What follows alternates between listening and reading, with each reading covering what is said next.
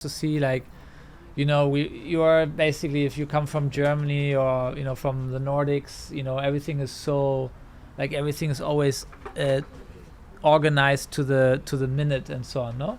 And today, like, everything was just like, it's like everything's chill. It's chill, it's free flowing, there's no stress, and so that's so nice to see, so it reminds us that it's just us that we are stressing ourselves. If you just don't mind, okay, things happen half an hour later, okay, no problem, Yeah, sometimes the best things are the best that are not planned, like when you allow for a little bit of flexibility. Sometimes this little chat that you could have with a friend that you just met could actually turn out to be a perspective changing experience. Some of the best people you get to know are probably people that you meet by chance every now and then. So I'm glad that what we call the Egyptian lunchtime, which is eating late, for you wasn't that stressing. No, everything. I think it was for me it's also wonderful just to emerge in a new culture, no? So that was one of the most exciting bits as well, no? To just come here for the first time and just learn from how life works out here. So this is your first time in Egypt? It's the first time in Egypt. What were your expectations, and why actually did you decide to come to Egypt? Well, first of all, expectations, I didn't have any expectations, because I was just curious about how life looks around this area. And and I think coming here yesterday, it was just wonderful actually to be taken care of in a very friendly way by your family. So that makes you feel home, like from the very first beginning, and that's when you just suddenly say, no, this is not just another city or another country, another culture. It's something like that you start to feel connected to. And then you had another question. Yeah, I mean, like, what brings you to Egypt? That this is your first time to Egypt, and I don't know if you expected to come to Egypt for the first time in this way, to attend the EduVation Summit. Well, so obviously you were the reason for coming here. So that is clearly the motive and my motivation to come here. Did I ever expect to come with an invitation to a conference? I don't. I think my thought was the first time I come to Egypt would be with my family. Vacation, probably go and dive or in the Red Sea. In the Red Sea, enjoy the nature. Which you still can do, because you are gonna come back to Egypt again and again. Exactly. And I spoke to my family about it. So, should I actually go and see maybe the pyramids tomorrow alone, or should we be doing that together? Because my first feeling was, well, I think I should do this with my children, with my wife. But they said, you know what, if you are there, you should already dive in as much as you can, and that's a beautiful statement and beautiful feeling. And to be honest, for me now being here, talking about the future of learning, it becomes more and more a purpose. I think, like, discovering new cultures through our mission, our combined mission to actually change education positively in the world, that makes a lot of sense, getting to know people and cultures with this clear mission and that purpose, no? So because it connects to people like you, we are all like-minded. Yeah. So first of all, can you tell us, first of all, a little bit about you, Christopher, why did you get into the education field or into the learning field? Why did you decide that this is going to be your life mission? Well, that's easy, because I think the education system decided to probably get rid of me when I was a small kid. So my essential story is that my mother basically offered me to cook my favorite food, which was spaghetti bolognese, whenever I had a bad grade. And I had so many bad grades that I had almost spaghetti every week of my life when I was a child. You didn't like spaghetti bolognese? No, I loved it. Oh, okay. But my mother, she cooked it when I had a bad grade, because she already anticipated that she wanted to motivate me, or to actually, give me comfort when I was feeling bad. Not punish you. At school. No, not at all. No. She's very intuitive, has a big common sense, and she always knew that that maybe something was going on in standardized education that didn't really work out for me. And so I didn't understood standardization. I didn't understand what the system wants from me. I didn't understand that probably by that time I already was a rule breaker. But the rule breaking I really understood now, just probably 5 or 8 or 10 years ago, when I got more and more into the whole idea of how can you take any industry or sector that is obsolete or broken and kind of reinvent it. So now I understood you need to be a bit of a rule breaker in order to actually design new principles.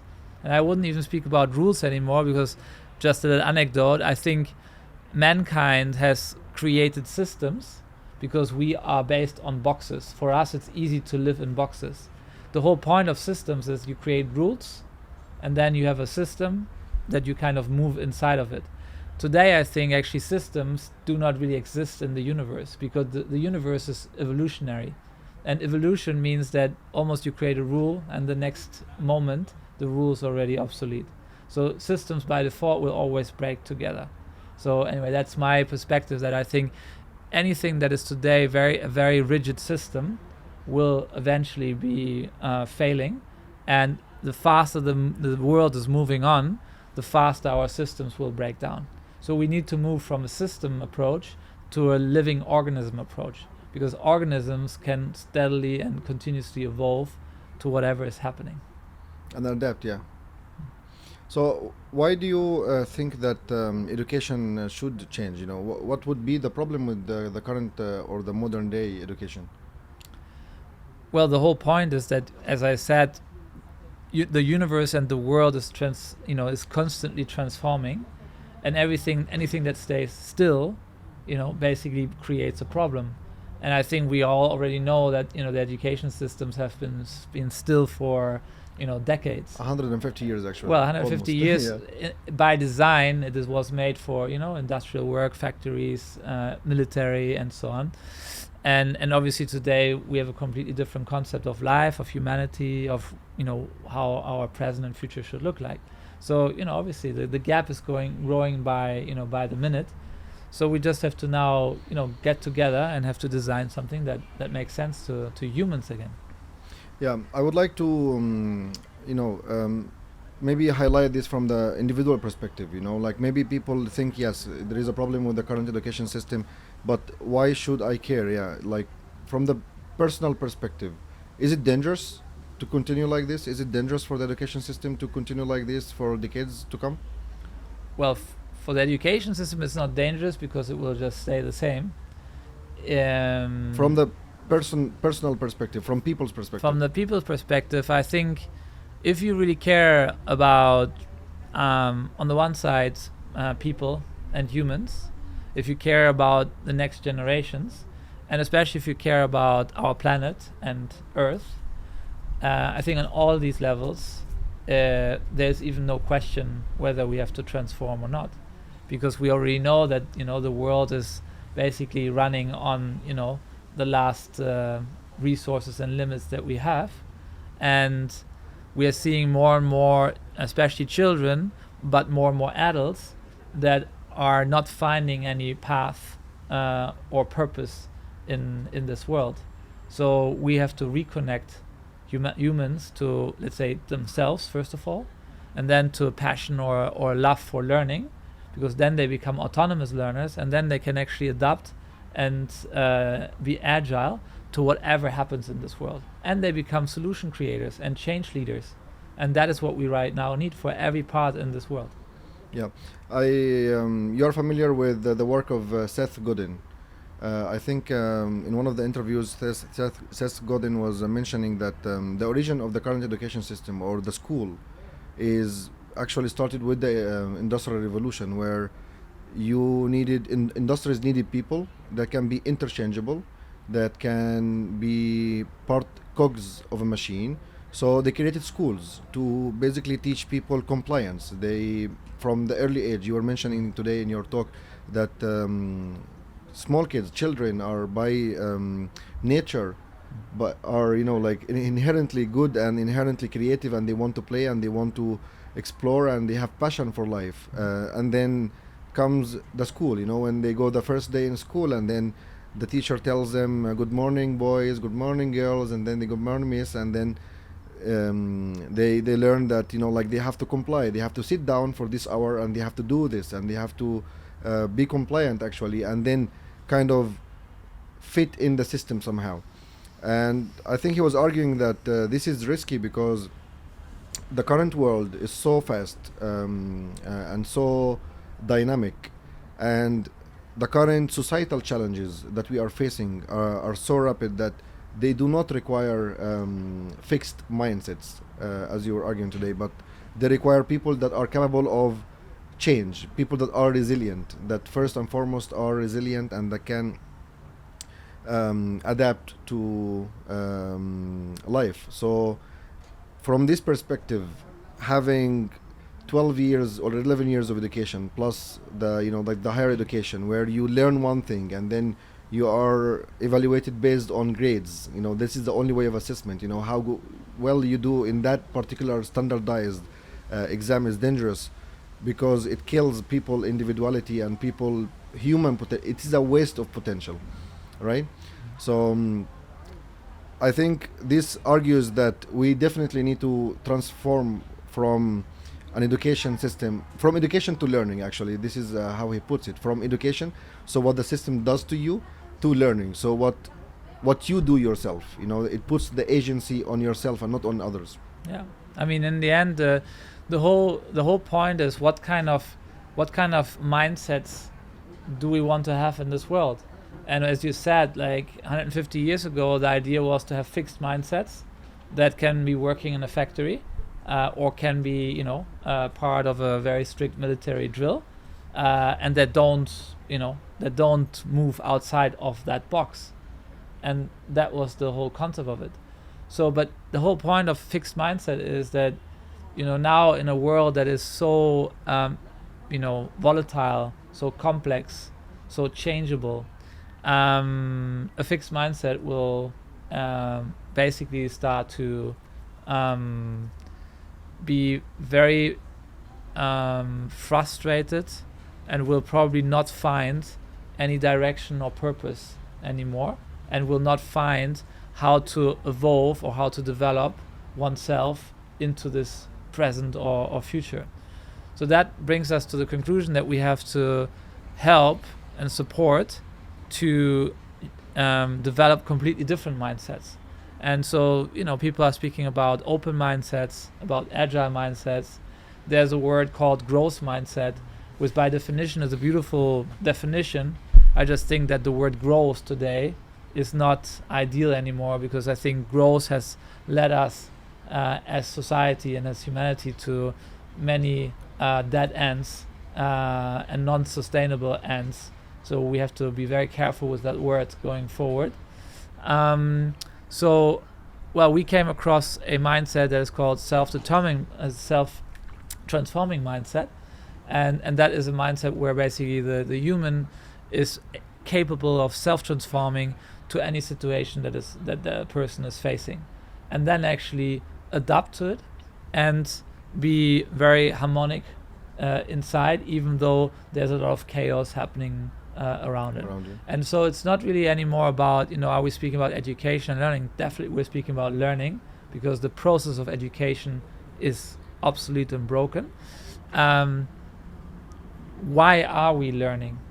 And if we continue with the concept that we learn for some test results or for some diplomas or even for the whole concept of university, we have to ask ourselves, in a world where AI is going to take out every 6 months or 12 months, like a whole batch of jobs or entire sectors, why are we still thinking of degrees that are 4 years or 5 years in age? That means, 4 or 5, industries or job directions or whatever will vanish. So maybe that whole diploma or degree of the university will have no purpose, It will be by the obsolete end already of by the the four end of it. of the 4 years. So I think this is the kind of conversations we have to have, and then say, okay, so if we let humans learn to their own interests, to their own passions, and on their own purpose, they will be in self-determination and self-responsibility for their life journey, and then many things can happen, but they will still always be able to navigate life. That's probably the only safe bet to go forward, because the promise of the education system, which is you study, you do this, you get a degree, you have a fixed job for life, you have like a decent living, is not valid anymore, because as you mentioned, technology disruptions that are happening frequently annihilate and swipe entire industries, that it's not safe anymore to just do the thing and have that degree and be compliant and just like go for the grades, study for the exams, and go forward. Maybe the only safe bet for humans is to empower humans themselves through learning, through making them lifelong learners. Totally, and I think we have to understand as parents that if we continue to pressure our children into a standardization mode where basically memorization stands in the center point, the only thing we do is we put some knowledge and content into the front part of the brain. It stays there for between 2 or 3 weeks until a test or exam comes, and it vanishes. So we have statistics. I think right now worldwide, it's about you take out after 12 years of normal school, you still remember 7% or 8%, because everything else was always learned and studied for test results. Yes. That cannot be the purpose of having children 12 years having the opportunity to learn anything in life, right? So we as parents, we have to start to really question ourselves, what is the biggest risk here? Are we actually really thinking of, okay, but they need to still have a path towards university degrees and so on, or do we really need to think they can probably, being self-determined autonomous learners, adapt to any university degree or do any classical test whenever they want, because if they are self-determined, they can decide, I will do this online degree or whatever within 6 months time or one year's time. So then it's much more important to spend the time that they become actually autonomous lifelong learners, and that is probably the best bet you can have as a parent today.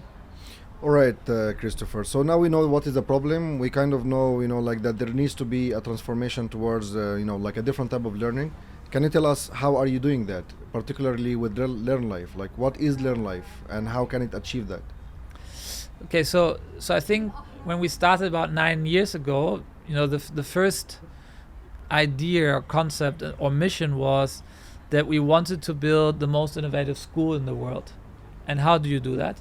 You basically aggregate all the innovation that exists in the world. You go to the most innovative and most forward-thinking schools that exist. You aggregate everything, and you start basically a best practice platform that serves as your new model or new framework. What we did then is we actually invited thought leaders from around the world to add their innovations on top of the multidimensional matrix, and a new framework came out, which today is called human-centered learning. We implemented that in so-called learn hubs. So we don't call them schools, because we think that the future of learning happens cross-generational, and we don't put any labeling of age groups to them anymore. So you can go there as a young child, or as an adult, or as a grandmother or grandfather, and it's your learn hub. You go there to lifelong learn, whatever your interests are. And we implemented the new framework, the new human-centered learning framework. After a couple of years, we were, first of all, very humbled, and we were very happy of how much recognition we got from around the world for what we were doing, because basically we created a space where you can see learning that's probably 20 years or 30 years ahead towards a, let's say, classical education setup. And then more and more education leaders, teachers, entrepreneurs, families, government officials ask us, so how can this actually now happen in different countries and in their cities and their regions? And that brought us then to the concept, okay, it's not enough to just build a lighthouse for learning, but you actually have to bring it out into the world. And that is right now the mission and the journey that we are on. So the mission changed to actually build a tribe. Sorry? A tribe. Build a tribe with the idea to create a human-centered learning ecosystem. So you can take now Egypt or Cairo and say, okay, so here we have already a tribe around EduVation, and this tribe now gathers and actually builds a Learn Hub, which becomes actually the center point for the ecosystem that is going to transform every part of learning in this region. And so we have now a very clear roadmap of how actually to build these ecosystems, the first Learn Hubs, how to implement the frameworks, and not only in a completely new built Learn Hub, but already in existing schools. And that is actually what we are right now doing in different parts of the world, helping our existing schools and new schools that want to be built, or new Learn Hubs, to establish themselves and be the change leaders of today. We are super delighted, Christopher. I personally came across LearnLife, I think from the early years. It was 2018 when I saw it, and immediately I wished I would, be 10 years younger and go to that school. At the time, I thought it was a school myself. But now, after you coming here and explaining everything about LearnLife, now I feel like, yes, even if I'm not in school anymore, I still can be part of such a learning hub. So we are very delighted, for this type of partnership we're building together, LearnLife and EduVation, and we are excited to bring this and see, hopefully, in the upcoming months, the seed to a LearnLife hub in Egypt, where people can see for themselves how it feels to be a learner again.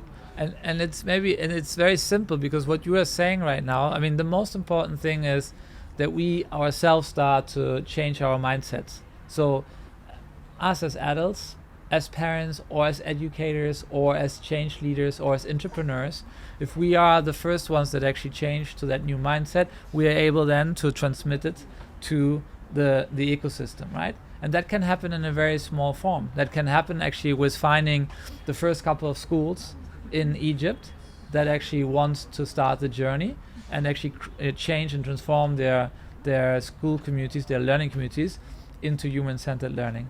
And I think you have a very fun, an amazing foundation, an amazing team for that. And so that's why, I think we are very happy to, start this collaboration and look for the first partners that we can actually get started on. How can we get started? For people listening or watching us, how do you think they can contribute to that? How can they be part of that? Okay, so it's quite simple, because so it doesn't matter whether you are an educator or a parent or an entrepreneur. So anyone can go to the existing school and basically say, okay, who are the first, let's say, 10 most forward-thinking or most innovative educators of that school that already had this feeling they want to change something, but they didn't maybe know what's the starting point or what is actually the strategic roadmap to do that. And then actually we can help over a concrete training for this first team of, let's say, of 10 or 15 educators, to help them to say, okay, you can take a small classroom and convert it into a mini hub, and it becomes a highly creative, magical place where all kind of creativity can sit in the center point, the learners in the center point with her or his creativity. The educators start to transform into learning guides, and together they are starting to explore passion-based learning. And passion-based learning has a beautiful starting point or essence, because either the educator and the learner both are starting to connect to an interest or an intrinsic passion, and start a learning journey that is completely motivated by oneself. And by being able to then creating physical objects, visible outputs in this mini hub, they suddenly showcase the learning journey to the community, whether it's to the parents, the peers, the learning guides, whoever is out there, the mentors, and that shows how they start to connect their passion with the learning journey, with all the competencies and skill sets that were a part of the journey, and then they actually are proud of it and present it, and they were actually happy in the process. And that's when they fall in love with learning.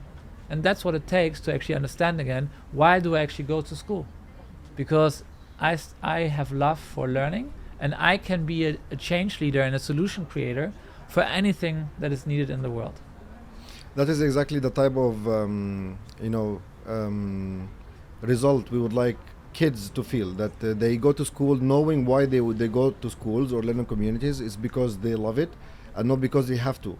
Because it feels like at a certain point we go to school, and if you ask around what is the school for, probably people would not have a very clear, convincing answer. What do they go to school? Except that it is part of the system. I have to go through school and not go to school voluntarily because I love going to school. So hopefully, in the coming period and through the collaboration with the education ecosystem in Egypt, we will be able to bring this to Egypt and to the Arab world, as a pilot project, as a seed that hopefully little by little can spread to other schools and can transform other schools and other learning communities to the point in which we see so many people that are empowered, that they are happy about going to the learning space, and not just because they have to, plus also finding it useful to go there, because this is probably the only safe bet.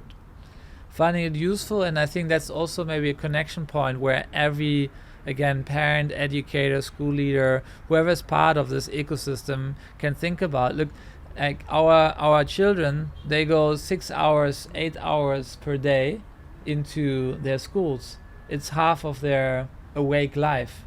So, we should make sure that this feels like home, like a second home, that makes them feel good about themselves and that they enjoy that journey, right? So if we do that, what happens? They become very self-confident. And if we are able to create self-confident human beings, then they will be able to, again, do anything in life. But if we start to continuously drain their self-confidence in the process, I mean, what do we expect, right?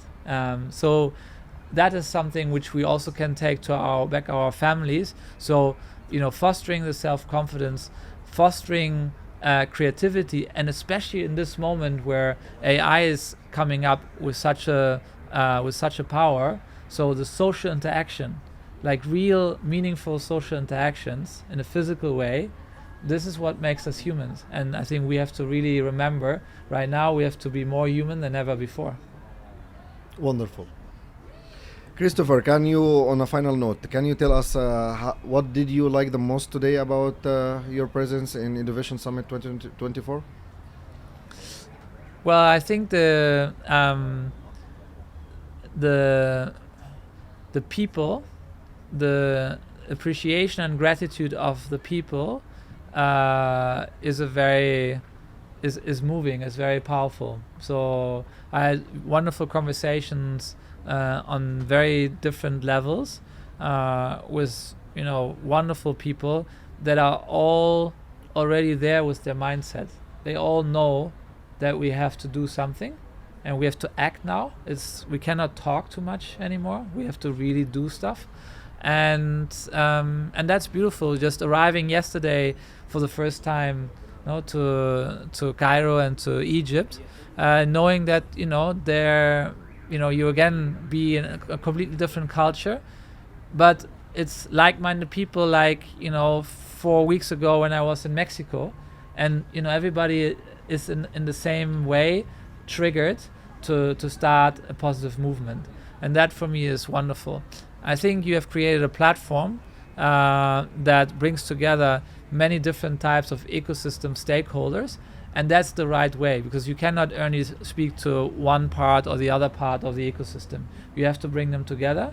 They have to interact, they have to create partnerships, they have to collaborate, because this whole mission is not possible to do alone. You can only do it in collaboration.